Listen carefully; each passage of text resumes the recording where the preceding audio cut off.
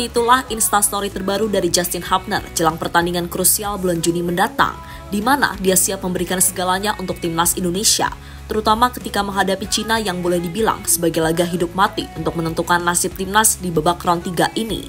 Ya, fighting spirit memang menjadi salah satu keunggulan timnas Indonesia, dan hal itu juga langsung dirasakan oleh timnas Arab Saudi asuhan Roberto Mancini serta Herve Renard yang tentu saja dibuat kewalahan dengan mentalitas bertarung para pasukan Garuda di lapangan.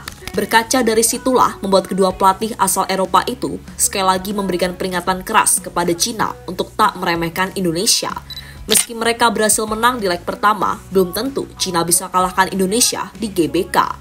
Selain para pemain timnas yang tampil lebih Spartan, ribuan supporter timnas membuat stadion terasa mencekam bak di neraka.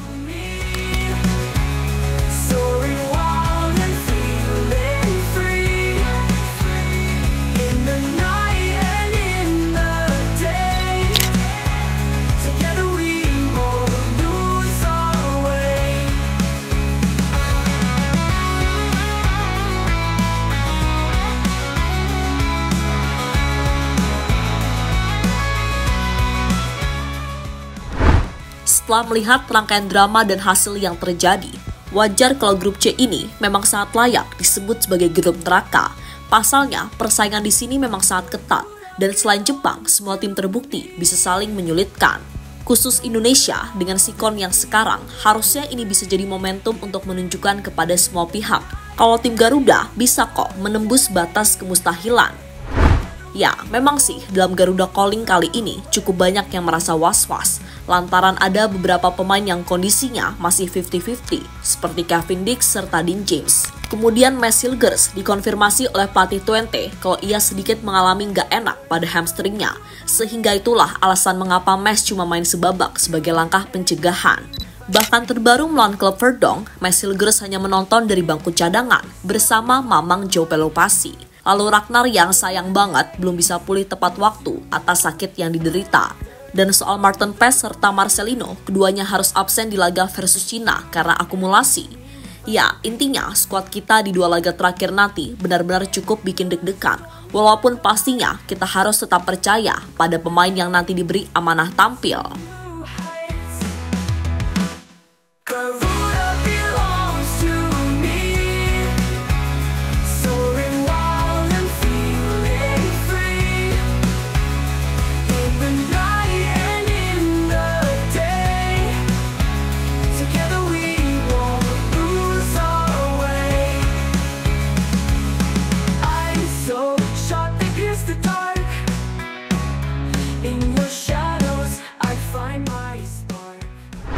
Ya, meskipun ada yang ragu tapi banyak juga kok yang masih optimis tim Garuda bisa meraih hasil positif di 2 laga sisa.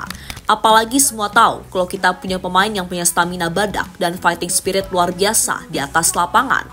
Bahkan soal fighting spirit sebelumnya juga sudah disinggung oleh mantan pelatih Arab Saudi, Roberto Mancini.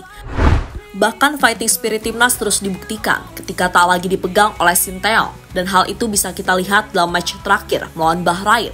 Ya, mereka seperti nggak peduli kaki kram atau gimana, selama masih kuat berdiri, ya udah gas terus.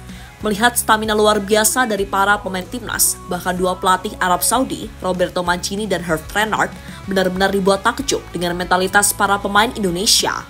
Dan di leg kedua, Arab Saudi bahkan dibuat tertunduk lesu usai dikalahkan Indonesia 2-0 di GBK.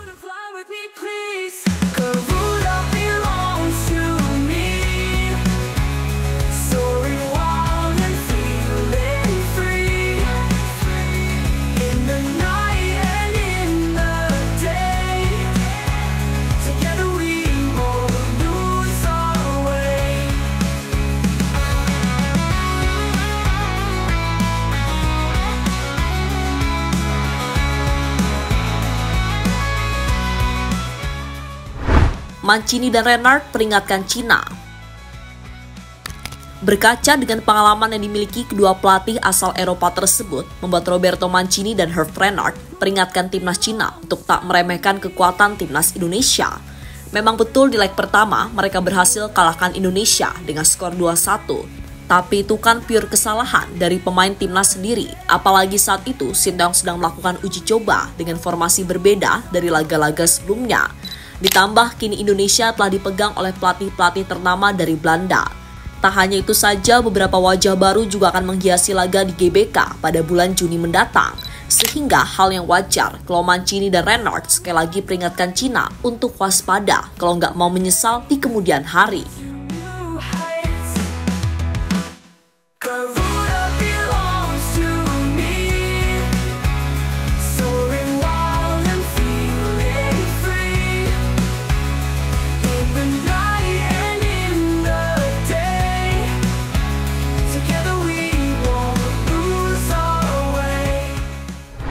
Media Cina mulai luluh.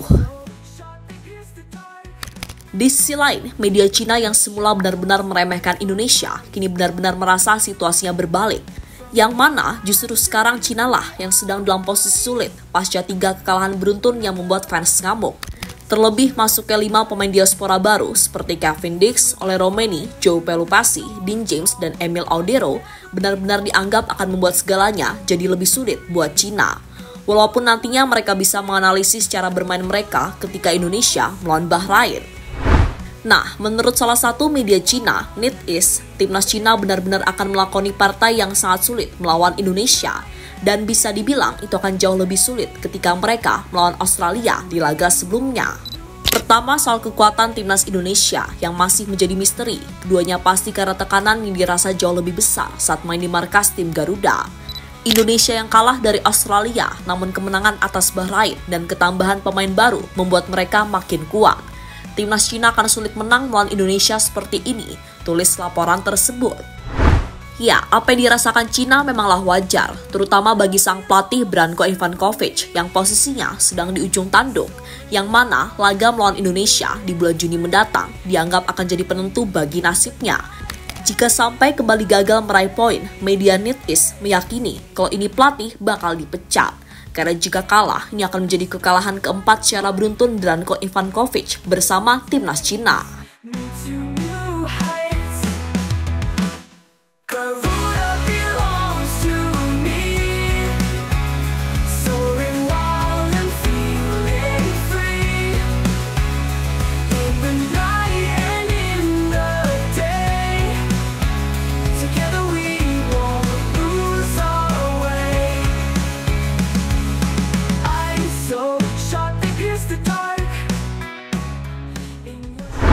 Malaysia akui sulit tiru Indonesia.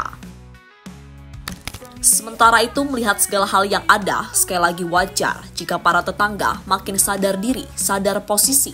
Seperti Malaysia misalnya, di mana CEO Tim Nasional Malaysia, Rob Friend, pernah mengungkapkan pandangannya tentang tantangan yang dihadapi tim Harimau Malaya dalam membangun kesuksesan menggunakan cara seperti yang ditempuh Indonesia. Baginya, Malaysia harus realistis karena ada perbedaan dalam populasi dan sebaran diaspora menjadi faktor besar dalam perkembangan sepak bola nasional. Artinya, perbedaan dalam skala sebaran dan jumlah sumber daya sepak bola antara Malaysia dan negara-negara besar seperti Indonesia memang nyata. Populasi Indonesia yang jauh lebih besar dan tersebar di seluruh dunia, menurutnya mampu memberikan keuntungan besar dalam hal talenta pemain dan ketersediaan pemain. Kita harus realistis, Malaysia bukan Indonesia. Roma tidak dibangun dalam sehari dan revolusi sepak bola nasional Malaysia membutuhkan kesabaran dari para penggemar. Kita tidak bisa mengharapkan perubahan segera, tidak seperti sepak bola klub, di mana Anda bisa membeli pemain dan membuat penyesuaian instan. Pekerjaan saya bersama Harimau Malaya akan terlihat dalam jangka panjang. Selain itu, strategi naturalisasi bukanlah solusi akhir untuk memperbaiki sepak bola Malaysia, ucap mantan pesepak bola Kanada tersebut.